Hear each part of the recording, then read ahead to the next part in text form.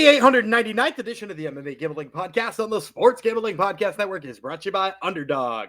Underdog's got a brand new offer for new customers. Play just $5 and get $50 in bonus funds when you sign up with promo code MMA SGPN.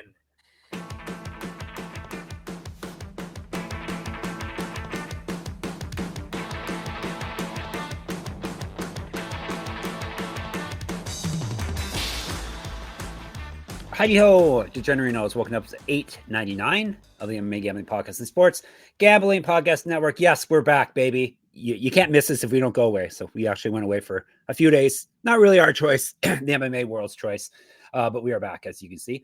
Obviously, let's dedicate this episode to my bouncing baby boy who turned 15 yesterday. So yeah, my youngest is 15 now somehow. Who am I? I am the bus driver, Jeff Fox. New nickname. Thank you, Venezi.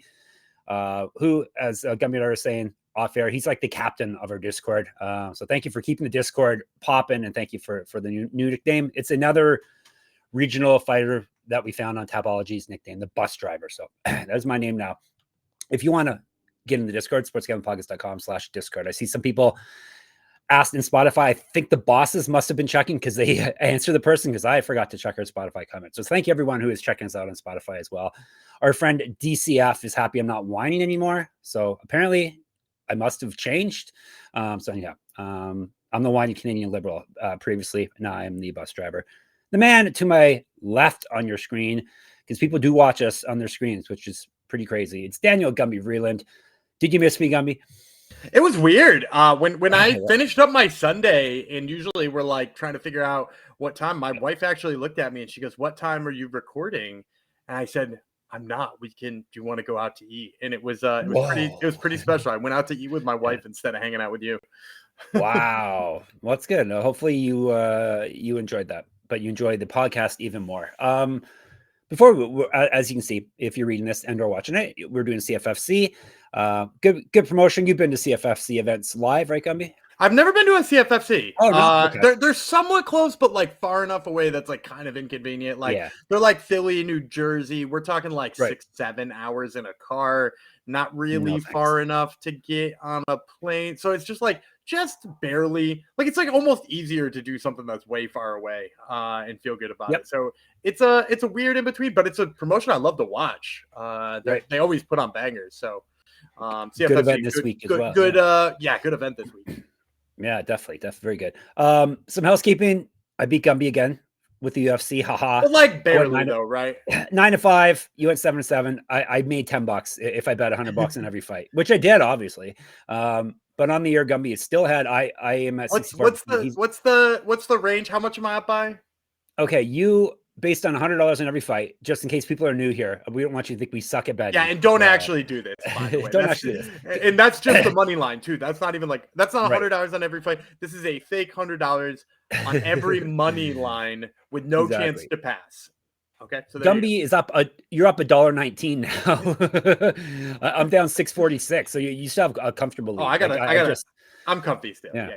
Yeah. I gained 26 on you 2 weeks ago, and then I gained like 320 last week. So I'm getting closer. I'm creeping up. So anyhow, there's still time. It was still time. That was UFC Shanghai and the couple road to UFC main card UFC fights. How'd you do on the road to UFC? We'll talk Contender Series tomorrow. How'd you do on the road to UFC picks? We started all right. We hit a couple of huge underdogs at the gate, and then we had just few too many underdogs and fell apart a little bit at the end. But obviously the big ones. Dalmar Fan somehow wound up an underdog against Street Buddha. He did? Yeah, he was plus 120. He was underdog? He didn't open that way, though, did he? He opened negative 120. He closed plus 120. Wow. So, the dude was an underdog again after all of that, which, by the way, if you check out this week's Top Turtle MMA podcast, we chat about it again.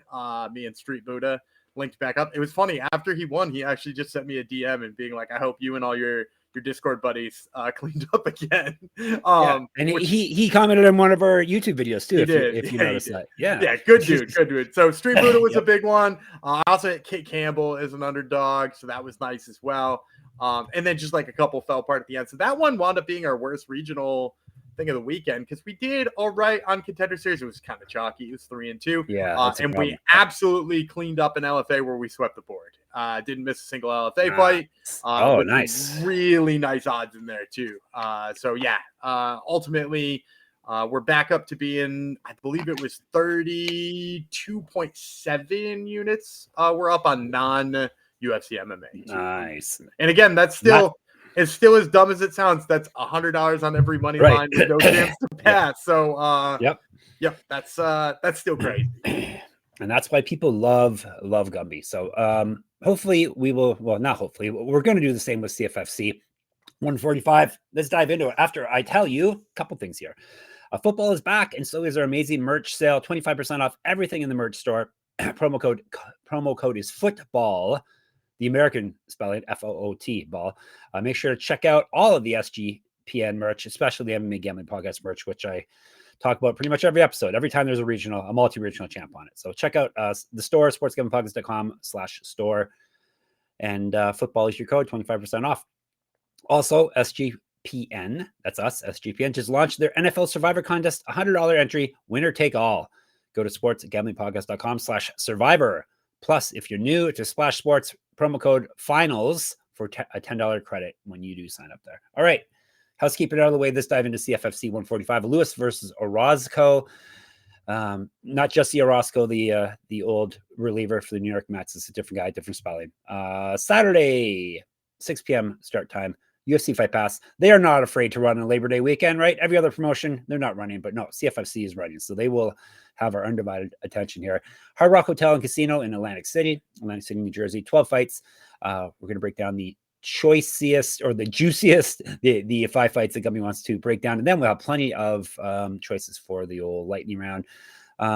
Anything to say about the card before we dive in? No, it's the only thing I would say is the main event fell apart for us a little bit. We originally were supposed to have a Kyle Dawkins title defense was the main event of this one. And he notably went to UFC Shanghai and just went ahead and somehow knocked out Michelle Tejeda. So bad. And violently too, I might add. And the funny thing was is I went on there and talked about how he couldn't strike. That was all time. Yeah, well, he can't. Not typically, but maybe now he can. But anyway, it does take a little bit of the zest out of this card because Kyle Dawkins, as good as CFFC had for a while there. Yep. Even if you're a casual regional MMA fan and or a fan of the show, you're going to recognize a lot of the names we're going to talk about today, regardless.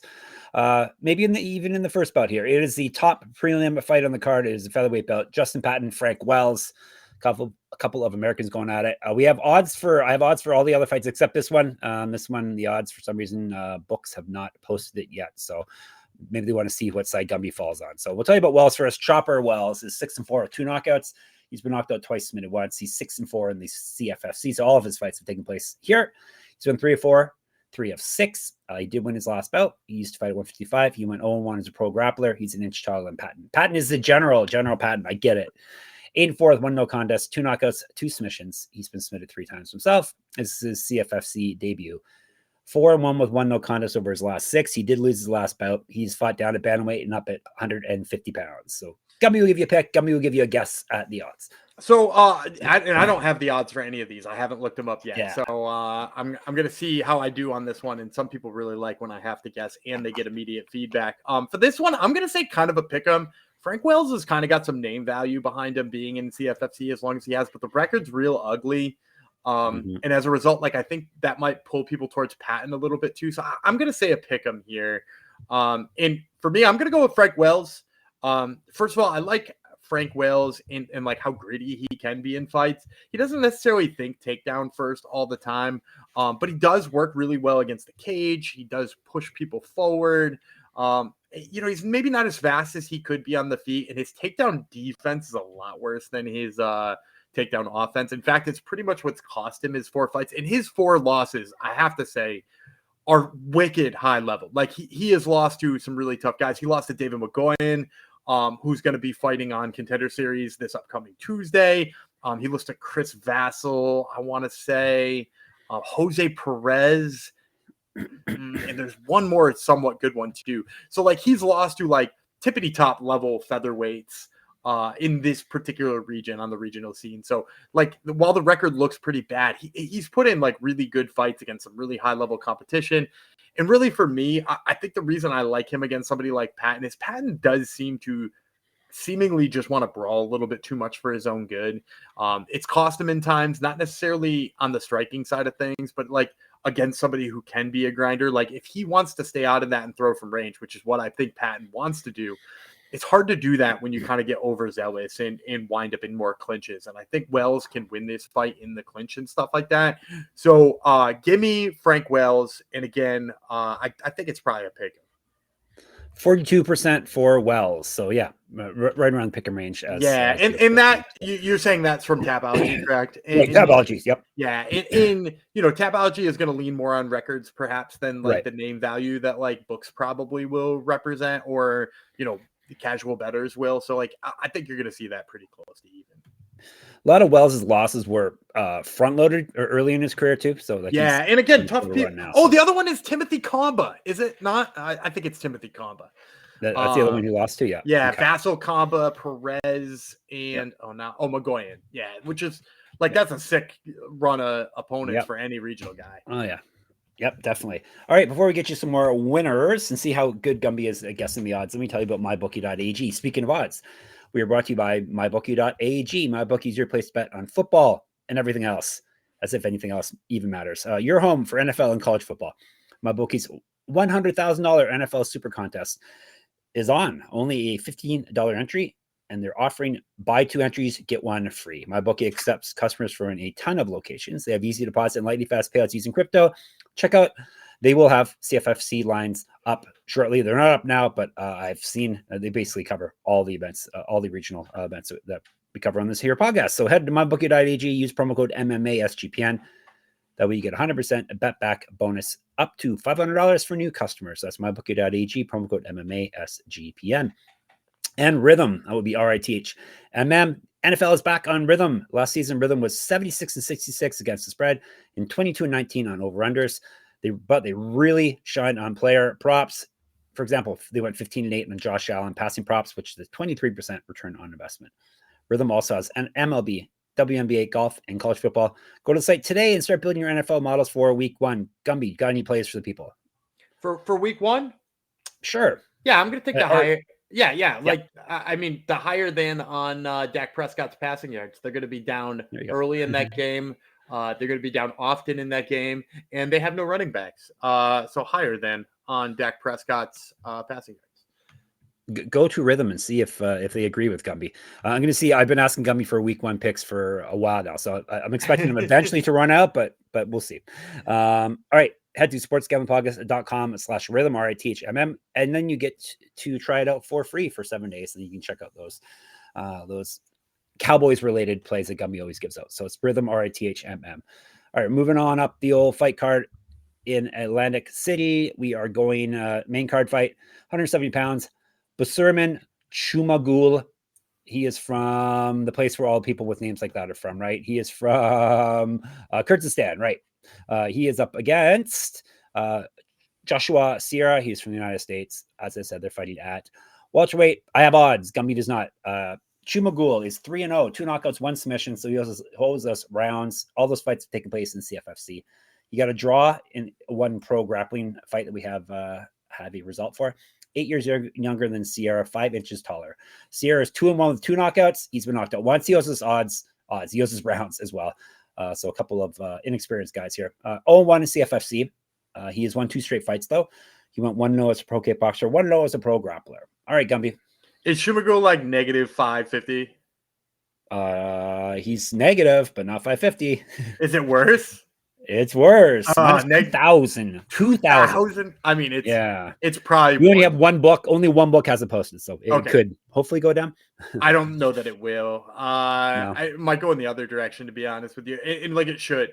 Like negative 2,000 is probably not high enough for this fight. Zhumagul is first of all, he's nasty on the feet. Despite like you see the name and you're like, oh, Kyrgyzstani guy probably takedown artist. No. He's a striker, and he's a tall, lanky striker. So you mentioned he's got 5 inches of height over Sierra. My guess is somewhere around 9 inches of reach. Yeah, we don't have those stats, but yeah, he's a 6'4" welterweight against a 5'11" welterweight. Yeah, and Sierra has shorter reach than his height.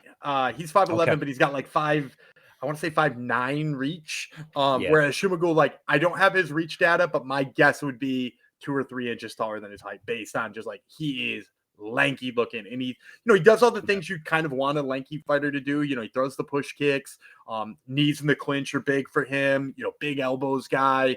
Like Zhumagul does all of those things. And like, I know you said Josh Sierra has won his last 2 fights. He has. Yep. He Homer Simpson that's his last one. He got the ever living snot kicked out of him for like 3 minutes. Just took the beating and then just basically like walked forward and was like, I'm feeling better than you are right now, threw 1 punch and the guy fell down. And it was an awful showing. The promotion that he did it for, I can't remember what it was. It was some like smaller promotion. They posted like the greatest comeback in history, and it's like a 3-minute video. Like the title was the greatest comeback in history. It's a 3.5 minute video or something like that. And I was like, how is that possible? But then I watched it and they might be right, but I don't know that it's due to skill. And I think if he decides to go in there and try to just eat elbows and eat knees and eat whatever else Zhumagul is going to throw at him, I just can't imagine he survives any of it. So, give me Busurman, Zhumagul, even at -2,000. Alrighty. Going down to flyweights now. Ben Coyle, Oscar Juardo Sánchez. They're both Americans. Tell you about Sánchez. He is the Shank. 4-2 with 3 knockouts. He's been knocked out once. Lost win over his past 4. He won his last fight via TKO. He's a regional champ. He's 2 inches taller than Coyle. Coyle is 6-4, 5 knockouts, 1 submission. He's been knocked out once, submitted twice. You owe us round, sir. 3-2 in CFFC. He has won 4 straight and 5 of 6. So he really front-ended all of his losses here. He's not lost since July 2023. All right, Gumby, who's going to win? What are the odds? So I'm going to guess Ben Coyle is the favorite. If I had to guess, like -250. No, sadly, he's -700. Well, sad if you're picking him. 700. I am still picking him, but 700. I mean, like, don't get me wrong, I'm still going to pick him to win because I'm not going to go against the way I originally handicapped the fight. But like, that's maybe a little steep. Ben Coyle, the reason I knew he was going to be a favorite, although not nearly as high as I thought, he was like one of the most heavily touted prospects when he was an amateur. He fought for Cowboy Cerrone's promotion, which was like doing the best job at rounding up like high quality amateurs before it folded 5 events in, mostly thanks to COVID, right? Like nobody's going to fight on an all amateur card in the middle of all of that. So it folded back then. He wound up turning pro shortly after, and they gave him Fumi Nakuta in his first fight, which is an insane opening fight. And then he like got a couple of other tough opponents and took kind of like some tough losses. And I think people wrote him off for a while. And like, obviously he's gotten back on track since then. The thing I like about him, really fast on the feet, quick 1-2, and it like plays really well against Sánchez, who's like kind of an upright kickboxer who is like maybe not as fast as he's not fast for a guy who's a 4-2 flyweight, right? Like he's fast. I'm not going to take that away from him, but he's a 4-2 flyweight. So you would assume he's like, okay, he's going to need some real speed. And like for that style, he's slow. And in general, I've seen him have trouble with takedowns. Coyle hasn't used very much in his pro career. I think he got away from it a little bit, but if you go back and you watch his amateur fights, like it's clear there's some wrestling in there too. I think he could use that here. But ultimately, like, I just think he's way faster on the feet. I think the damage is going to come early and often for Coyle. And as much as I don't love that you just told me this was -700, I'm still going to take Ben Coyle. Knockout prop perhaps for Coyle? Yeah, I mean, like, props for CFFC usually. If you got props, like I think that's probably the move. I think Sánchez is probably gonna, wear him down. I could see some ground and pound finishes here or something like that. But yeah, I mean, like you can't usually get him on all the regionals. But if you could, and that's how you want to spice it up. I mean, both like him and Zhumagul by KO, maybe roll him into a parlay and get something close to even money. Yep. Desperate times. But hey, this is the only MMA pretty much you have this week in a bet on. That's right. Make it work. Co-main event is middleweight. Nick Galanti, Ty Gwerder. They are both American. Let's break her down without giving away the odds. I've done good so far. I haven't given away any of the odds. Look at you. You've improved. I'm zeroed in today. Galanti, we'll tell you about first. 4-on-1 with 3 submissions. He's never been finished himself. All those fights are taking place in CFFC. So we've got a lot of lifers on this year card. He's won 2 straight, both via submission. Used to fight up at 200 pounds. 1-0-1 as a pro grappler. 4 years younger than Gwerder. Gwerder is savage. Dana White must have gave him that nickname. He's 7-5 with 6 knockouts. Striker versus grappler. He's been knocked out once. This is his debut. He's won 2 of 3 and 2 of 6. He did lose his last belt, though. That was back in July of 2024. He's not won since August 2023. He went 1-3 in Bellator, RIP Bellator. Used to fight at 170. This one's tricky for me because now I'm being swayed by the fact that all of these lines were way wider than I thought. And I'm like, should I do what I think it is, or should I triple that number, which is what do you think it is? What do you think? What I wrote down when I was handicapping this is negative 375 on Galanti. No, right. You're right there. Minus 400. Perfect. There you go. I'm going to go Gwerder. Plus 300 for you. Nice. All right. Yeah. And that's right. I think I wrote 325 originally. Okay. So like that's right around that's right around what I thought for Gwerder. And for me, the reason why I like Gwerder here is just like Galanti is a guy who has won both of his last fights by guillotine, and he just loves to jump the guillotine. And like not even necessarily in a bad way. Like he has high level jiu-jitsu and he uses it in a mostly smart way, and he's gotten those guillotines, so it can't be wrong if he's getting it right. However, Gwerder has been in there with some really tough opponents. Like Gwerder is not, he's not a guy who is just like survived the regional scene and has this spotty record. He's been in Bellator. Who did he fight last? He fought Adam. Was it Adam Vigil he fought last? I will check for you. We're talking about Gwerder, right? Yes. Yep. Gwerder. All right. He fought. Yes.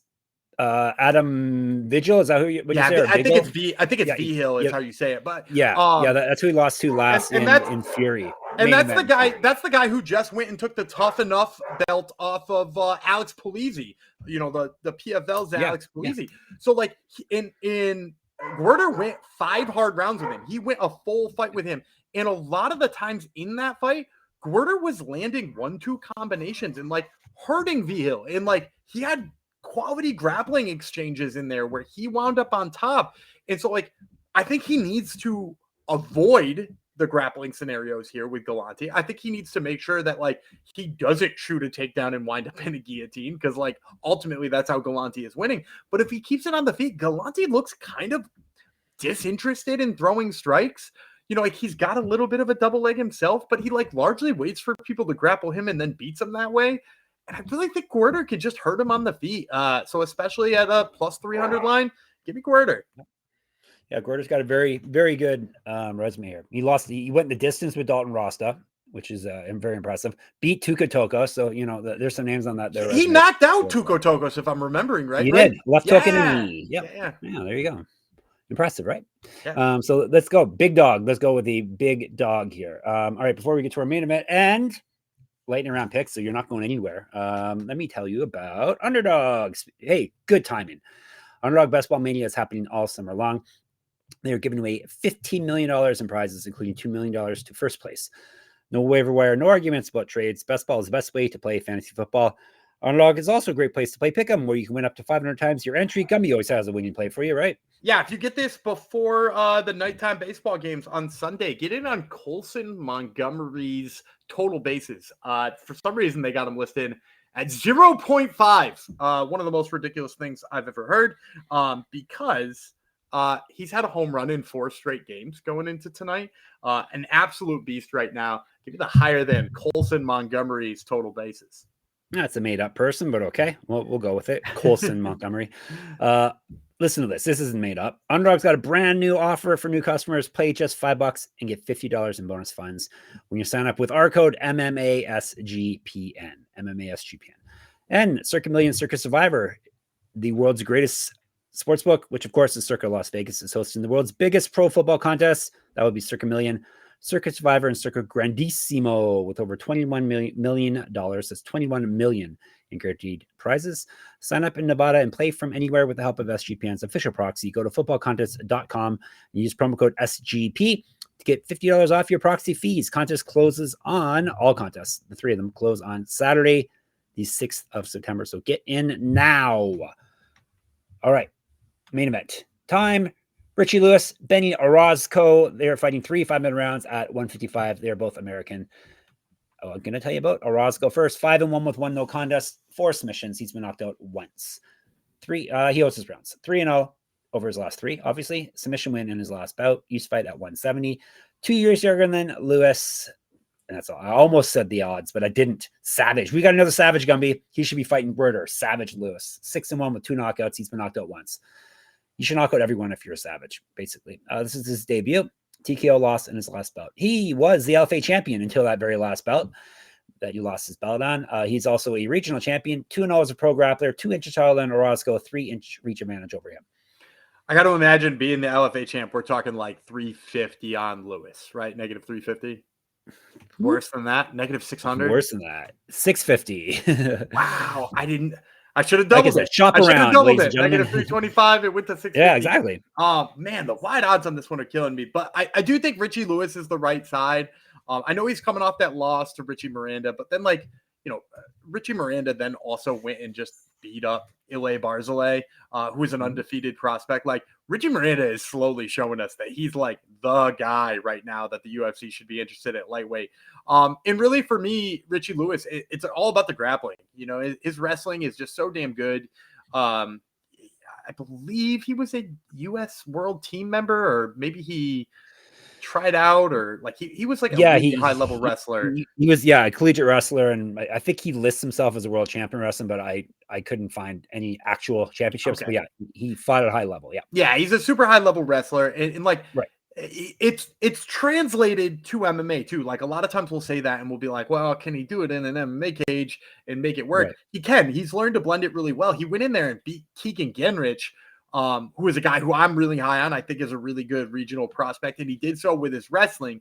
And I went back and I watched Benny Orozco. I went back and watched some of his wins, which, impressive, but basically for me, it's his jiu-jitsu is good and his wrestling's kind of questionable to me. He is pretty much the opposite of Richie Lewis, where I'm applauding Richie Lewis for learning how to blend his wrestling and his striking and putting it all together. Orozco is like, his wrestling just seems completely separate from everything else he's doing. So like he's striking and then it's clear he has to like flip a switch and then start wrestling. And when he does, like, if you go back to the loss he had, which by the way is against Anthony Orozco, that was a Cage Warriors card that was deemed Cage Warriors, whatever number, Orozco versus Orozco, which I kind of enjoyed. But Anthony Orozco, we got one of those. Sorry to interrupt. We got one of those coming up in LFA soon. Yeah. Pereira versus Pereira fight. Next week we got Pajeda versus Pajeda.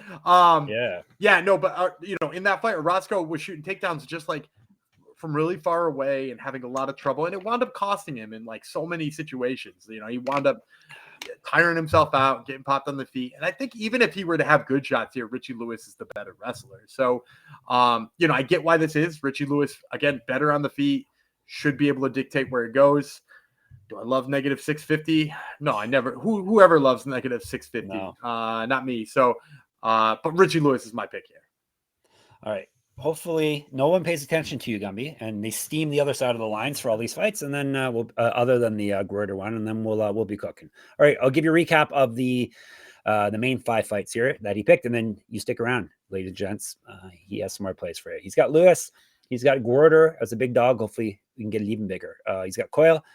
He has got Zhumagul. He has got Wells. And I didn't butcher any name. I guess most of them were Americans, but still. I find a way to butcher most names, and I didn't. So hooray for me. All right, lightning rounds. That bam boom pow, Gumby.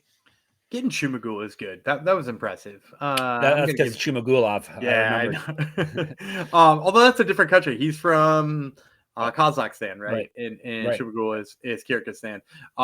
For my 2 lightning round picks, first one I'm going to take Tyler Berger. We were just talking about the wrestling accolades of Richie Lewis.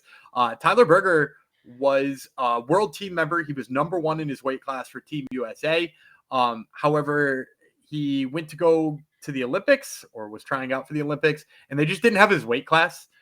They shortened up the amount of weight classes they have in Olympic years. For those of you who don't know, they go from having 12 to 8, which meant he had to go way up in weight, wound up not qualifying. He did go 2-2 in the qualifying tournament, which is definitely like, it's not nothing. And he's already translated his skills to MMA. He picked up a win in his first fight. I'm really high on his potential, so I'm excited to see what he can do in this next one. And then the other one I like is Reggie Northrup.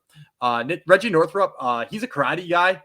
He's shown some real fun striking skills and like a little bit of all aroundness too, despite being, I believe, only 3-0. So Reggie Northrup, one to keep an eye on just in case that stuff keeps rounding out and that karate keeps playing up.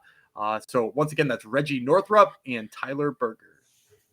All right, you are all set, and we're done. We're back, and we're done. We'll be back very soon, tomorrow, actually. In the meantime, and in between time, sportsgamblingpodcast.com/Discord is the easiest spot to hit us up, or of course, YouTube MMA Gambling Podcast. On Twitter is SGPN MMA. He's at Gumby Vreeland. I'm at Jeff Fox Writer, at Jeff Fox Writer on Instagram as well. Check out my Substack, moneymma.substack.com. Check out Gumby's other podcast, Top Turtle MMA. He already let you know that Street Buddha is making a return appearance, right? Is that this week? He's coming up? Street Buddha's back on, talking about his win on Road to the UFC. And then the aforementioned Tyler Berger, who is a prospect I'm really excited about on the CFFC card. Excellent. And of course, we can be found at sportsgamblingpodcast.com, sportsgamblingpodcast.com/stored to get your merch. Remember, football is your code for 25% off. There's some very cool MMA gambling podcast gear in there that you're going to want to check out. And sportsgamblingpodcast.com/Patreon to get some bonus content. As I said, we'll be back tomorrow. Thoughts on Contender Series before we get out of here? Are you looking forward to week 4, Gumby? Week 4 is maybe the best week. We went from a bunch of whole weird, lopsided, hastily put together fights in week 3 to straight bangers in week 4. So get excited. And somebody Gumby used to Big Brother is in the main event. So there you go. We'll talk about that tomorrow. In the meantime, Savage Chef Fox, Bitsy farewell, Savage Gumby Vreeland, because there are two savages on this fight card. Savage Gumby Vreeland. Also, we'll see you tomorrow as well. Bye.